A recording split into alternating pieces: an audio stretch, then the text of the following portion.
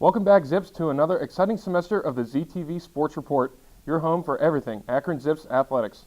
I'm Zach Fuller. And I'm John Alfieri. Zach, how does it feel to be back in the studio? Ready for another full semester of exciting Zips action? Oh, you know it, John.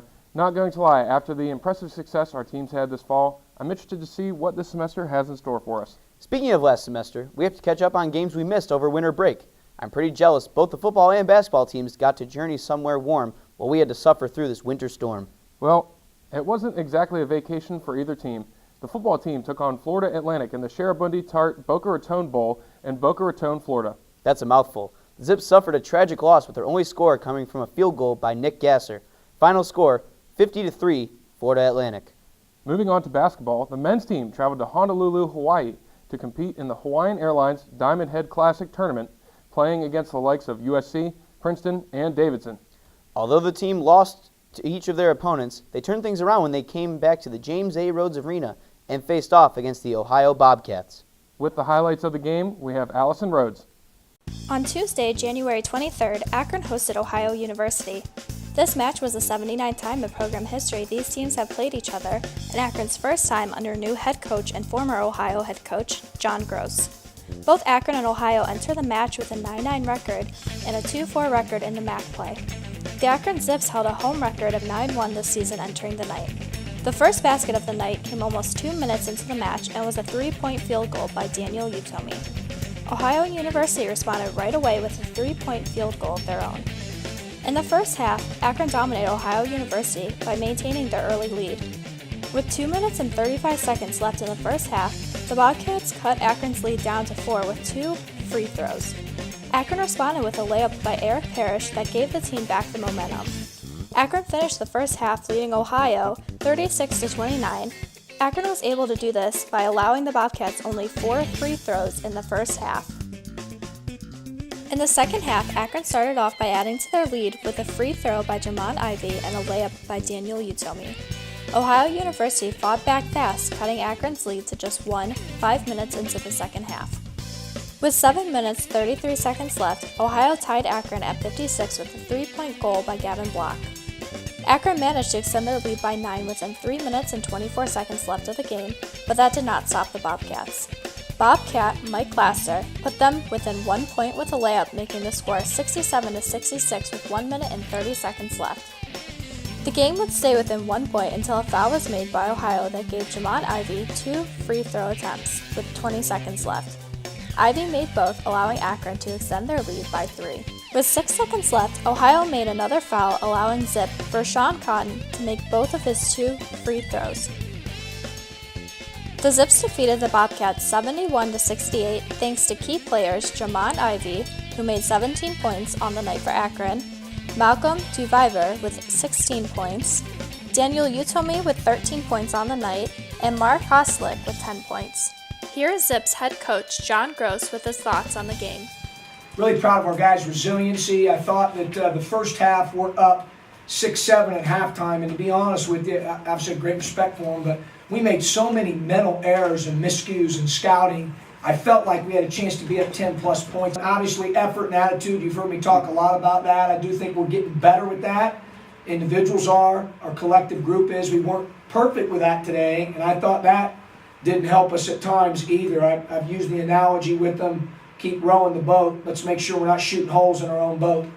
And we did a little bit today. We're a little bit better today with that than we were against Northern Illinois. But based on our standards, not quite where we need to be there yet. But we'll get there. But awful proud of their resiliency, their grit, and their ability to make plays under some adversity, especially late in the game. Head coach John Gross also discusses Mark Koslick's performance on the night. No, I'll be honest with you.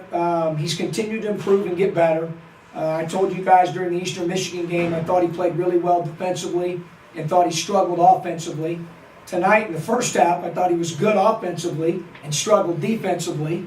And then in the second half, he was able to put it together and play both ends well. I thought his willingness to put his body at his size on the floor and his nose in plays. Yeah, I mean, obviously it's a 1-possession win or 2-possession win. If he doesn't do that, I don't know if we win the game.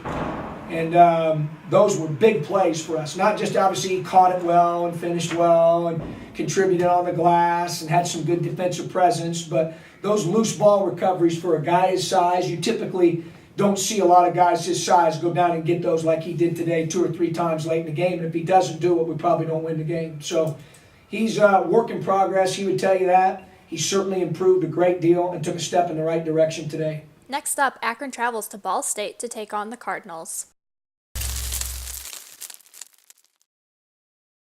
Later in the week, the team traveled to Ball State, where they suffered a loss in double overtime.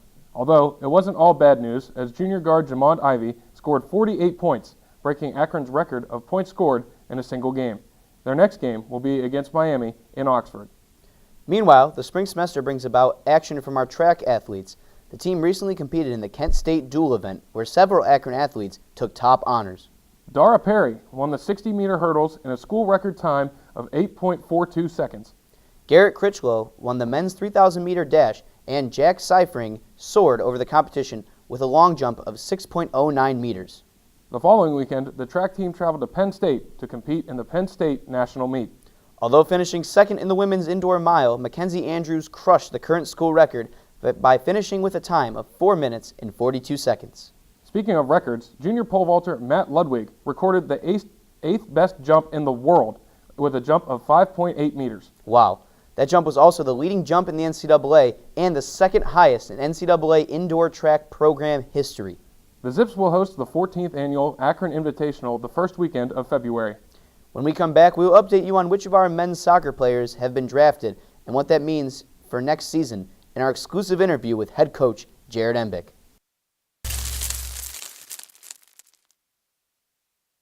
Welcome back to the ZTV Sports Report.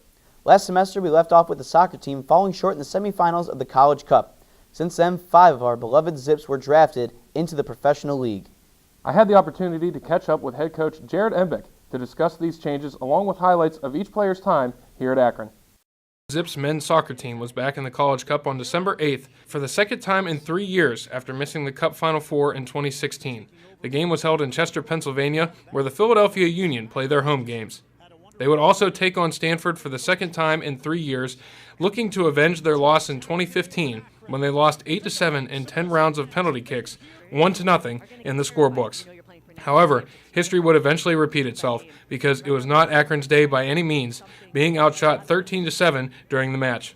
Stanford also completely dominated play in the first half, with Akron barely mustering up any good scoring chances. Stanford would get this cross in, but it was too far, and the Zips would survive the attack for now. Cross to the far post. Bryce Marion now on the end line, defended well there. Later in the first half, Stanford would move the ball up the field again with a nice play by Foster Langsdorff, setting up a nice shot by the attacker, but Ben Lunt would get a piece of it and keep the game tied at 0. A big save for the Zips early on. Scary moment, however, for Lunt a couple minutes later, as he would jump up for the punch save and get completely wiped out and do a front flip. Standing at 6'6", that's a big guy doing a flip. However, he would be okay and remain in the game. The Zips would respond trying to get a run in as they work it nicely to the right side, but it was just a bit too far for Gainford, and it would be a goal kick for the Cardinal after going over the end line. Stanford would get a corner a little over halfway through the first half and have a great chance, but a Zips defender sticks his foot out and gets a touch on it, which deflects the ball into the stands. However, you can only flirt with fire for so long, as the Zips would have a turnover in their own back end, which would lead to this beautiful diving header of a goal by the Cardinals' top dog, Foster Langsdorff, as we take another look from the end line. Now, let's hear from Stuart Holthusen and Sam Gainford. To be honest, I don't know what it was. You know, we just couldn't get our game going until the second half, and by then we obviously dug ourselves in a hole, and we just couldn't get out of it. It was too little, too late, I think. Yeah, we're really happy. It's a bit unfortunate the way it ended, but I definitely when we look back, it's something to be proud of. Getting here again like we did in 2015. Coming from behind a few games, some penalty kicks. So. We dug deep some games. We couldn't do it today, but yeah, looking back, it's definitely something that we could be proud of. Yeah, it does. Obviously, it really hurts. You know, we thought we knew this was an opportunity to put that right from 2 years ago, and obviously it didn't go as planned, and the same result, so it hurts a lot right now. Hey Zips fans, I'm standing here with head coach Jared Embick of the men's soccer team, coming off one of his best seasons as head coach of the Akron Zips. Coach, you went 18-4-2 in your 5th year at the helm, but you ended up losing to Stanford for the 2nd time in 3 years, even though you made the College Cup. Was this loss a little bit tougher knowing that you had so many guys giving it their last run? Yeah, I think anytime you make it that far and you don't finish it off with your goal, you're a little disappointed. And for us, we were really disappointed after the game. Mostly because I don't think we played our best game, but going into that, I think we went 9 weeks without losing, and I think it finally caught up to us. And Stanford was better on the day. You've had quite the busy offseason going on with the MLS draft. You had a true freshman come in, Joao Matinho. He won Freshman of the Year, was drafted #1 overall. How proud are you of him, and what does this mean for our program going forward, knowing that you had a freshman go #1 in the MLS draft? Yeah, this is it's exciting. You go out and you recruit these players and you think they're talented and you have high expectations for them, and to watch them do what you think they can do is really exciting. But for us, as the 2nd year in a row, we lost one of our top freshmen, and I think for the program and players, it's tremendous. They know they can come here, develop, get showcased, play in a good way, and still get in a good position for their dreams, which is the MLS. Right. You also had 3 others drafted in Devera, Schultz, and Holthusen. How hard is it going to be to replace these 4 going forward? It's going to be difficult. We lose, I think, 9 seniors, 7 starters. So we got some work to do, but it's kind of like an empty canvas. We got a chance to kind of put a new group together and maybe look at things a little bit differently on the field than we have. And, that's the way we're looking at it, is through excitement of seeing other guys step up and develop and other new freshmen come in and play well. Right, and you've had 3 transfers so far come into this offseason. Where do you see them stepping in this year? Yeah, we got some ones. Coda comes in. He's a local kid that came from Louisville. We think he can help us in midfield. Leonard Sohn is left back, so when we lost Nico, we really looked towards him to hopefully fill that hole. And then Dennis Cole is a guy who I think has a lot of talent and potential, and we just got to figure out where that is in our system. And then lastly, like you said, you lost 7 starters, 9 seniors. Where do you guys see your team going next year, losing so many guys? The expectations, everything's going to stay the same. We want to get back to the Final Four. We want to win a national championship. And to do that, we got to work hard and we got to stay focused. And, we just, got to manage our own emotions. But if we do what we can do, and with the new guys coming in and the old guys step up, then we're going to be competitive at the national level. All right, well, thank you very much, Coach. And again, we look forward to an exciting 2018 campaign from the men's soccer team.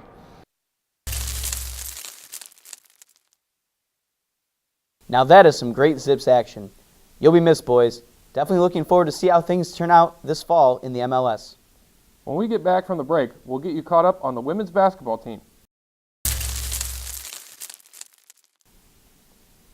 After a tough loss against Western Michigan in the middle of the week, the Zips bounced back against rival Kent State in a huge MAC win.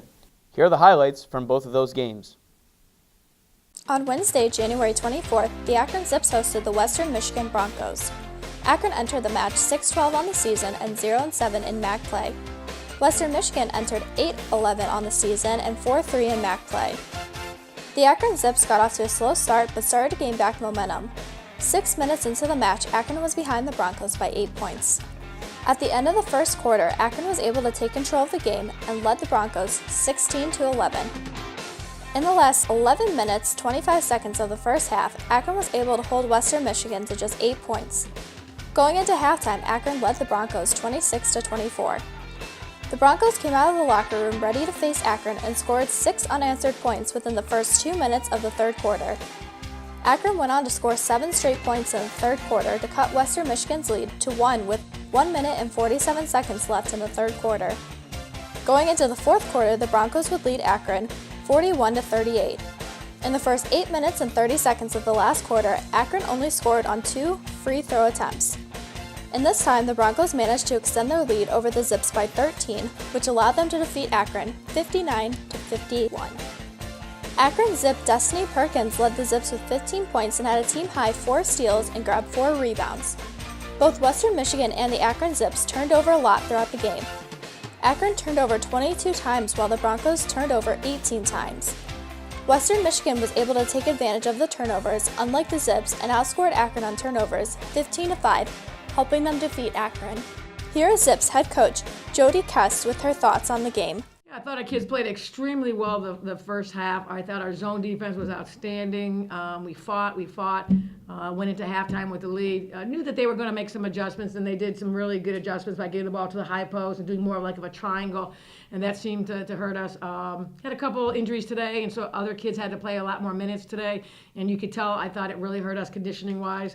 But, like I told the kids, we got to play a 40-minute game, and that was one of the things we talked about, a 40-minute game, and to win the first quarter. And we didn't win the first quarter, but again, the second quarter has been great for us.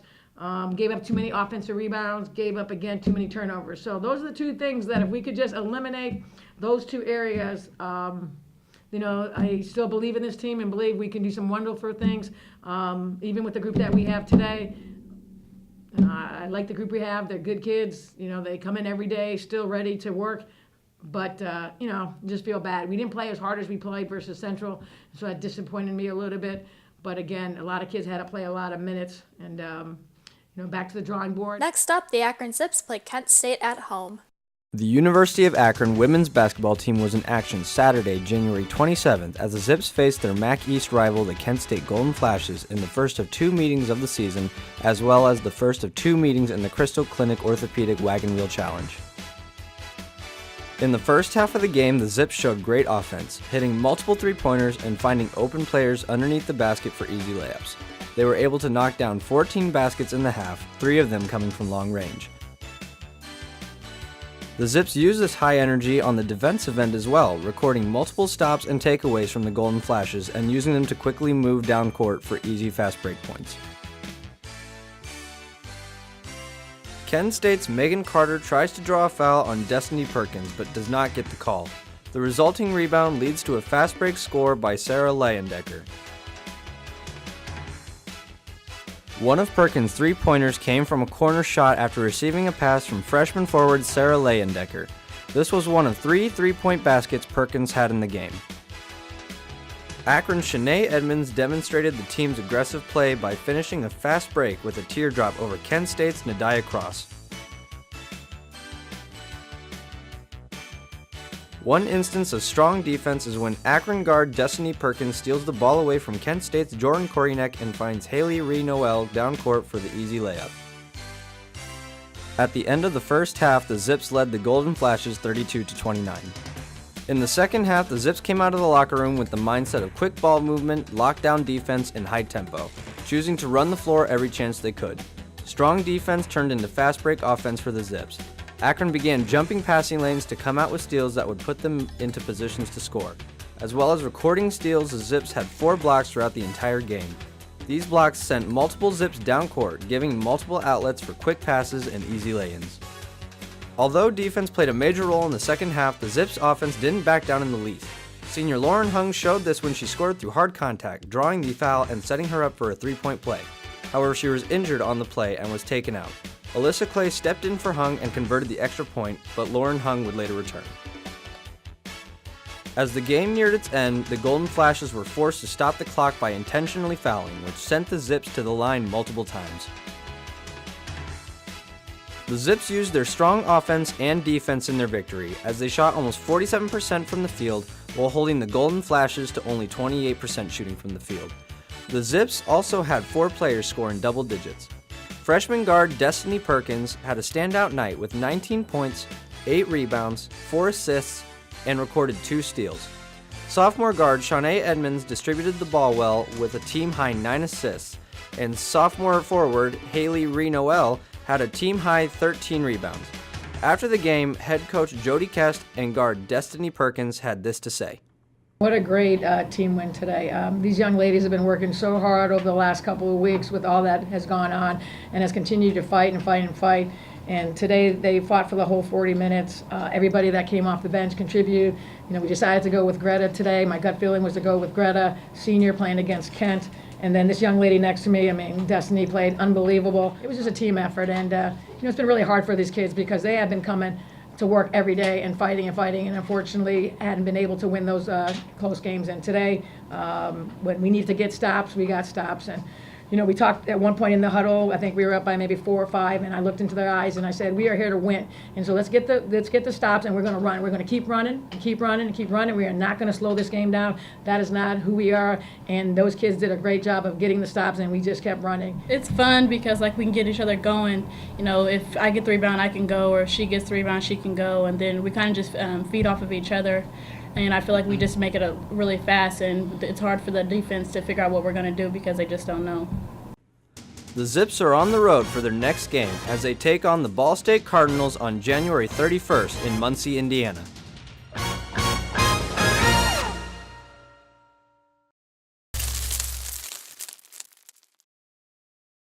Bounce back after a tough loss. Nothing feels better than defeating your rival school. Great job, ladies. Coming up, throughout this semester, we will be bringing you the highlights of both the men's and women's basketball teams, along with exclusive content outside the game. Not to mention, we will be following the outcome of track and field events, softball, and other spring sports. To stay up to date with everything Akron Zips athletics, make sure you check out our social media at ZTV Sports on Facebook, Instagram, and Twitter. To find our episodes or to follow a specific team, subscribe to our YouTube channel, ZTV Sports Report. Until next time, Akron, I'm Zach Fuller. And I'm John Alfieri. Go Zips.